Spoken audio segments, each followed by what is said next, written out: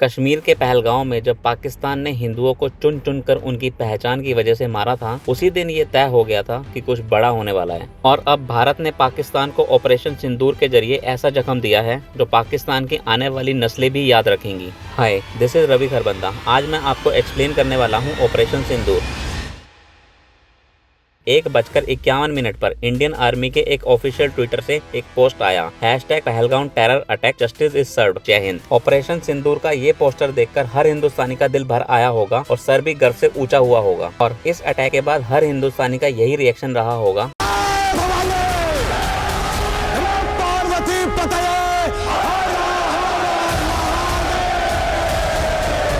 7 मई 2025 को ऑपरेशन सिंदूर के जरिए हिंदुस्तान ने पाकिस्तान में 9 अलग अलग ठिकानों पर ऐसे आग बरसाई जिसने पाकिस्तान के आतंकवादी ठिकानों को राख करके रख दिया।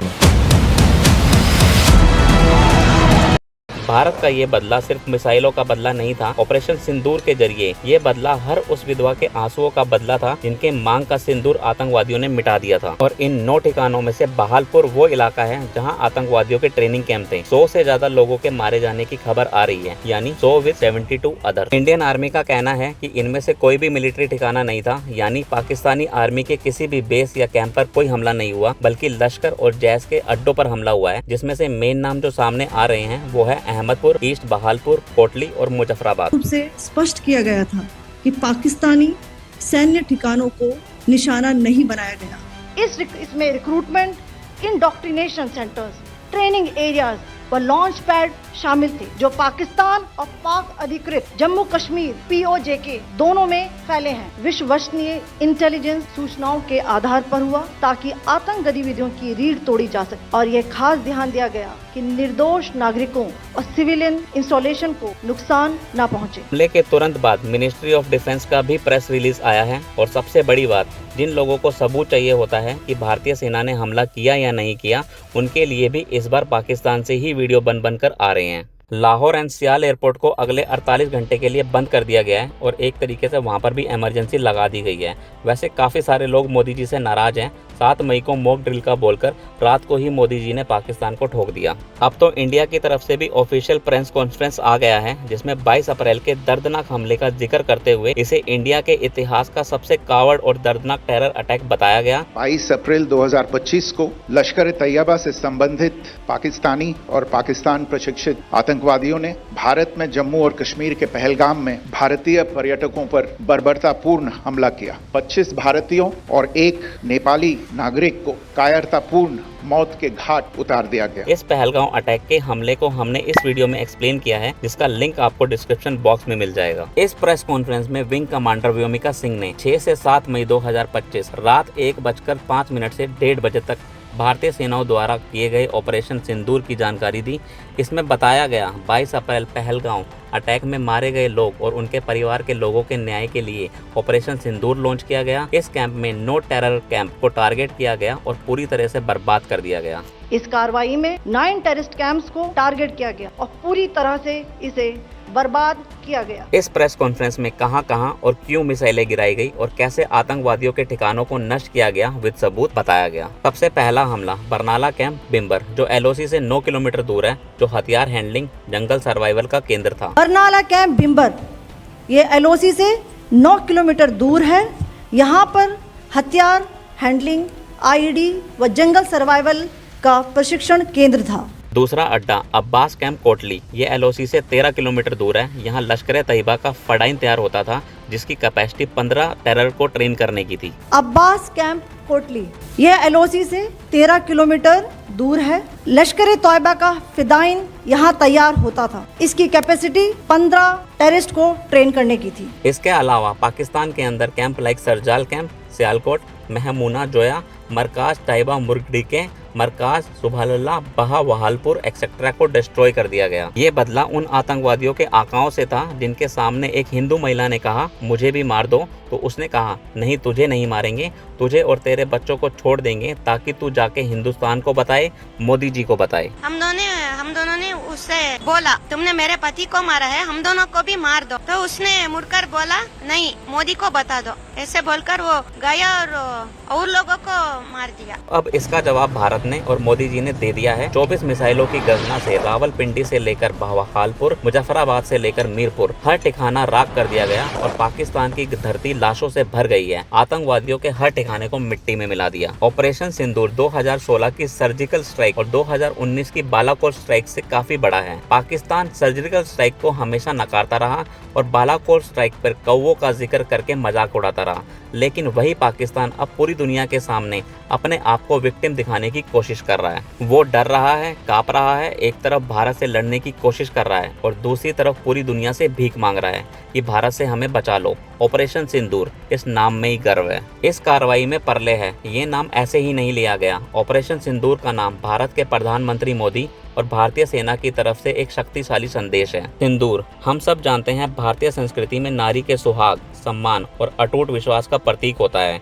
पहलगांव में जब आतंकवादियों ने जाने ली तो हिंदू महिलाओं को विधवा बनाया, उनके मांग का सिंदूर छीना और उन्हें जिंदा छोड़कर ये एहसास कराया कि हम तुम्हें अपमानित कर रहे हैं, तुम्हारा सुहाग छीनकर। भारत ने इसीलिए ऑपरेशन को ऑपरेशन सिंदूर का नाम दिया और सारी दुनिया को ये बताया कि ये कार्रवाई सेना की कार्रवाई नहीं है, ये हर उस महिला के आंसुओं का जवाब है जिन्होंने अपनों को खोया है। ऑपरेशन सिंदूर हर उस विधवा को सच्ची श्रद्धांजलि है जिनके सुहाग को आतंकवादियों ने छीना था।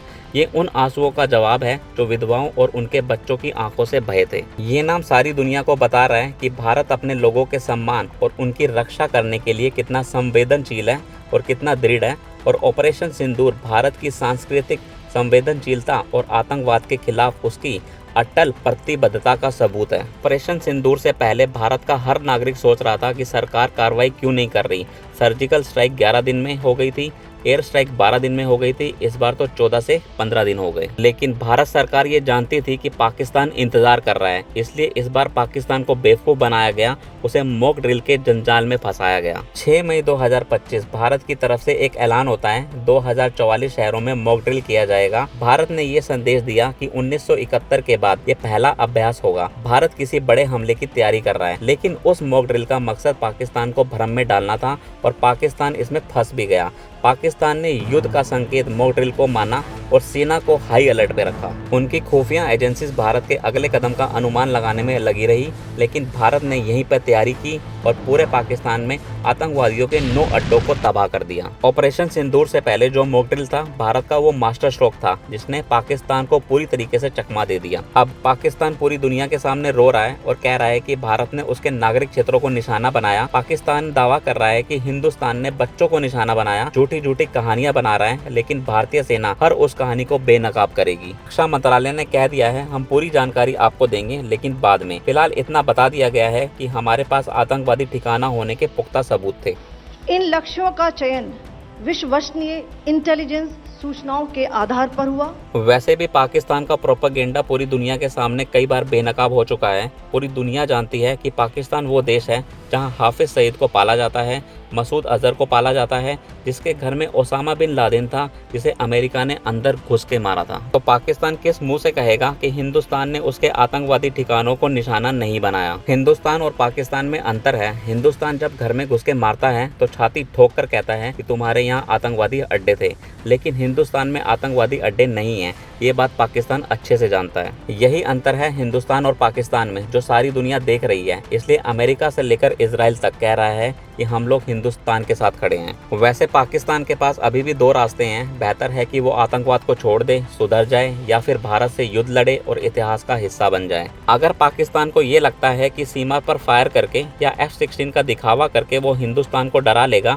तो उसे प्रधानमंत्री मोदी जी की ये बात याद रखनी चाहिए, मुझ में रिस्क लेने की क्षमता दूसरों से कई ज़्यादा है। अभी वो समय नहीं आया कि मैं कितना रिस्क ले सकता हूँ, इसका कैलकुलेशन किया जाए। मुझे लगता है मेरी जो रिस्क टेकिंग कैपेसिटी है उसका अभी फुल यूटिलाइजेशन हुआ ही नहीं है, बहुत कम हुआ है। मेरी बहुत रिस्क टेकिंग कैपेसिटी शायद अनेक गुना ज्यादा हो। आज उसका एक बड़ा ट्रेलर या कह सकते हैं एक शॉर्ट फिल्म ऑपरेशन सिंदूर के जरिए दिखा दी गई है। अभी भी वक्त है पाकिस्तान आतंकवाद से दूर आ जाए, वरना ऑपरेशन सिंदूर का बड़ा वर्जन देखने को मिलेगा। क्या हुआ ऑपरेशन सिंदूर में, कैसे हुआ ऑपरेशन सिंदूर, ये मैं आज आपको बताता हूँ। 7 मई 2025 दुनिया जब नींद में सो रही थी, तब भारतीय सेनाओं ने ऑपरेशन सिंदूर को अंजाम दिया। भारतीय वायुसेना के मिराज 2000 सुखोई 30 और तेजस लड़ाकू विमानों ने आसमान से गर्जना की। DRDO द्वारा विकसित विदेशी drones, BrahMos cruise missiles, Pinaka multi barrel rocket launchers ने मिलकर पाकिस्तान में 9 आतंकवादी ठिकानों को निशाना बनाया और उन्हें राख में तब्दील कर दिया। रक्षा मंत्रालय के बयानों के अनुसार ये आतंकवादी वो ठिकाने थे जो भारत के खिलाफ साजिश रचते थे। सैटेलाइट इमेज और ह्यूमन इंटेलिजेंस के आधार पर इन ठिकानों को चुना गया ताकि सटीकता 100% हो।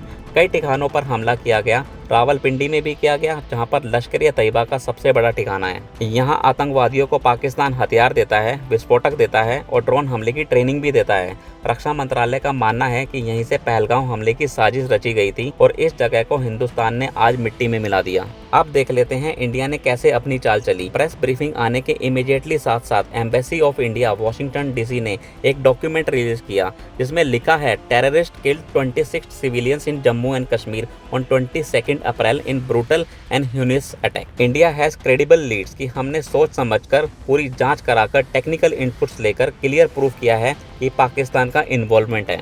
हमने सोचा था कि पाकिस्तान टेररिस्ट के खिलाफ आवाज़ उठाएगा, कदम लेगा, लेकिन उसने ऐसा कुछ भी नहीं किया, तो इसलिए हम लोगों ने हमला करके टेररिस्ट के सारे ठिकानों को तबाह कर दिया। वर्ड्स देखिए कैसे यूज़ हुए हैं अमेरिका में भी, measured, responsible and non escalatory measure. अब आप ये समझिए इंडिया ने ये पासा अमेरिका में क्यों खेला, इसकी टाइमिंग भी इतनी इम्पोर्टेंट क्यों है। जब अमेरिका में डोनाल्ड ट्रंप ओवल ऑफिस आ रहे हैं तभी ये चीज क्यों की गई। अब सुनते हैं ट्रंप अंकल क्या कह रहे हैं। Oh, it's so terrible. My position is I get along with both. I know both very well, and I want to see them work it out. I want to see them stop, and hopefully they can stop now. They've gone tit for tat.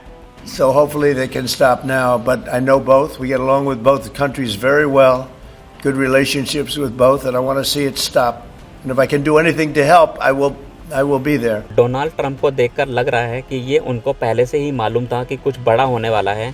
ये एक part of strategy भी है। Strategy ये है कि पाकिस्तान को अब America बोलेगी कि अब तुम क्लाइंब डाउन करो, तुम्हारे यहाँ से टेररिस्ट गए जिन्होंने सिविलियंस को मारा, इंडिया की जवाबी कार्रवाई हो चुकी है, अब तुम स्टैंड डाउन करो। सवाल ये है कि पाकिस्तान क्या स्टैंड बाय करेगा। जहाँ तक बालाकोट की बात थी वहाँ डिनाइबिलिटी भी थी कि भैया ये अटैक तो हुआ ही नहीं था, और मिस इन्फॉर्मेशन कितना पावरफुल हो सकता है हमने ये देख लिया पिछले कुछ दिनों में। जब बात मानी नहीं जाती, टेरर एक्शन माने नहीं जाते, कारगिल कभी हुआ ही नहीं था, हम कभी टेररिस्ट के साथ इन्वॉल्व ही नहीं थे, टेरर तो हमारी ज़मीन पर है ही नहीं, ओसामा बिन लादेन भी हमारे यहाँ थोड़ी ना मिला था। तो पाकिस्तान में कहीं ना कहीं एक स्ट्रॉन्ग बिलीफ सिस्टम है कि हम कभी कुछ गलत कर ही नहीं सकते। तो अब सवाल ये है कि पाकिस्तान अब आंसर देगा या नहीं, या अमेरिका उस पर इतना प्रेशर मेंटेन रखेगा या नहीं रखेगा। अभी तो नहीं लग रहा कि पाकिस्तान कुछ चुप बैठने के मूड में है, लेकिन कभी कभी जब आप रिस्पॉन्स देते हैं तो कंफर्मेशन आपकी तरफ से खुद आ जाती है। तो ये कितना सक्सेसफुल अटैक रहा, जहाँ बालाकोट में इसको कम्प्लीटली सिरे से नकार दिया गया था कि कुछ हुआ ही नहीं, मिसाइलें तो फटी ही नहीं, हमारा तो कुछ डैमेज ही नहीं हुआ, वो तो सिर्फ पेड़ गिरा था। इस बार बुखलाया हुआ है पाकिस्तान। ये देखिए, in an unprovoked and blatant act of war the Indian air force while remaining with in Indian air space has violated Pakistan using stand of weapon. ये लाइन बहुत इंपॉर्टेंट है क्योंकि मिनिस्ट्री ऑफ फॉरेन अफेयर खुद कह रही है इंडिया के fighters ने LOC क्रॉस नहीं किया, लेकिन दूसरी तरफ पाकिस्तानी मीडिया कह रही है 1 नहीं 2 नहीं 5 नहीं, हम लोगों ने 6 फाइटर जेट इंडिया के मार गिराए। अरे जब हम लोगों ने LOC क्रॉस नहीं किया तो हमारे फाइटर जेट कैसे मार गिराए आप लोगों ने। दूसरी मेन बात, स्टैंड ऑफ वेपन्स का इस्तेमाल हुआ, मतलब हमारी जो टेक्निकल एबिलिटी है। पहले हम लोगों को बालाकोट करने के लिए पाकिस्तान के अंदर जाकर अटैक करना पड़ता था, अब न्यू राइफल्स के साथ, हमर सिस्टम के साथ, न्यू मिसाइल्स के साथ पाकिस्तान से दूर रहते हुए हवाई हमला किया जा सकता है। इंडियन एयर स्पेस में रहकर भी पाकिस्तान के आतंकी ठिकानों को उड़ाया जा सकता है। ये न्यू टेक्नोलॉजी पाकिस्तान को शॉक कर रही होगी, ऑल्दो पाकिस्तान कह रही है ऑलरेडी उन्होंने काफी सारे इंडियन फाइटर जेट गिरा दिए हैं। अब इस डॉक्यूमेंट के आधार पर कंफर्मेशन भी आ गया है पाकिस्तान की तरफ से, मुर्डके, बहालपुर, कोतली और मुजफ्फराबाद में अटैक हुए हैं, और पता नहीं क्यों उनको बहुत प्रॉब्लम हो रही है। It has grave threats to commercial air traffic. तो भैया अगर कमर्शियल एयर ट्रैफिक अच्छे से चलाना था तो टेरर लॉन्च पैड को बंद कर देते, नहीं चलाते। ये फिर इंडिया को ब्लेम करने की कोशिश की गई है। The situation continues to evolve and Pakistan reserves the rights to respond appropriate at time place of its choosing. Pakistan इतनी आसानी से बैक डाउन नहीं करेगा, यह शहबाज शरीफ के बयानों से भी समझ में आ गया है। The treacherous enemy had launched a cowardly attack on 5 location within Pakistan. This heinous act of aggression will not go unpunished. Pakistan reserves the absolute right to respond decisively to this unprovoked Indian attack. A resolute response is already underway. The entire nation stands United behind इस armed forces. आधी तो problem यही है sir, आप लोग हमेशा behind armed forces stand करे हो। आर्म्ड फोर्सेस उल्टा सीधा काम कर दे रही हैं। आर्म्ड फोर्सेस को कंट्रोल करने की जरूरत है।